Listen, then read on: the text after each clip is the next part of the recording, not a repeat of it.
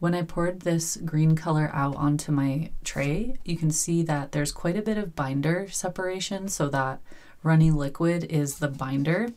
It has slightly separated from some of the pigments, and this happens now and then with certain colors across all different brands. We need our binder to be combined with the pigment in order to get the paint to flow and behave like regular paint. So we don't want to let all of that binder run out of the tube. We can take a palette knife and sort of stir it up a little bit. If we continue to squeeze and just more and more binder is coming out, then we may run into some issues later when there isn't enough binder left over in the tube. So one thing we can do is to stick a toothpick in and kind of gently mix it. This can get a little messy, so just be prepared for some of the pigment to come out. But I start by very gently just using the tip of the toothpick and swirling it. I can stick it down in farther and farther and keep swirling just very gently. The whole point is to just get a bit of that pigment that's way down in the tube to mix with the binder that's near the top. So if we pull out the toothpick, we'll see a lot of pigment stuck to it. We can scrape it off, or we can simply use that on our palette. You shouldn't have to do this every single time you paint, because typically once you mix it up again, it's going to be mixed for a while. A lot of times this separation happens because it's been sitting on a shelf somewhere for a long time, or during storage, or what can happen, which is even worse or more rare, I would say, is like if it goes through an extreme temperature change, really hot or really cold, any time between leaving the factory and arriving at your door, it can change the paint consistency. It can either become really runny or really hard.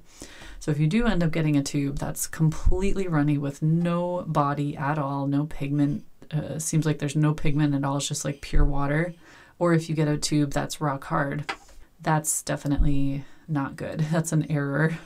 But this little fix is what I usually do. If it's really bad and just too difficult to use the toothpick and mix it nice and thoroughly, I will pour all of this into a little art cup.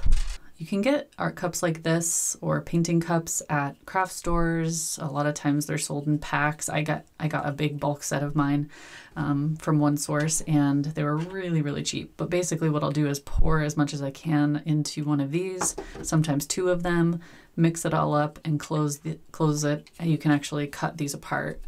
And that way it's sealed tight, completely airtight, and I could just keep this in my drawer with the other paint and use it as needed. It's obviously not as ideal. If you really want to get nerdy with it and save your tube of gouache, you can open the cap and use a toothpick to kind of coerce all of the paint and the binder to come out, pour it into maybe one of these art cups or two or three, get all of the pigment out without squeezing the tube.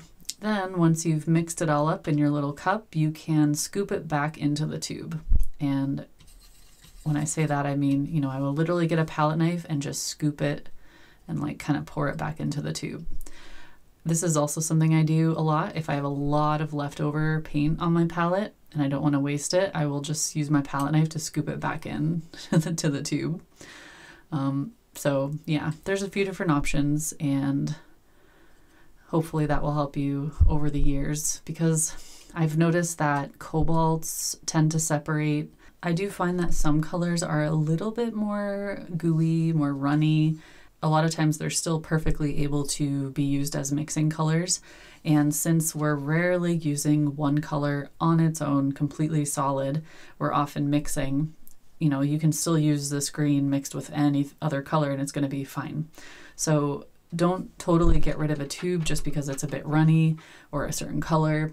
I've noticed that my Cobalt Turquoise Light by Winsor Newton is a very runny gouache. No matter where I buy it, I get it online or in an art store, it always ends up a bit more runny and gooey. But I know that that's just how it behaves, and I use it just as normal.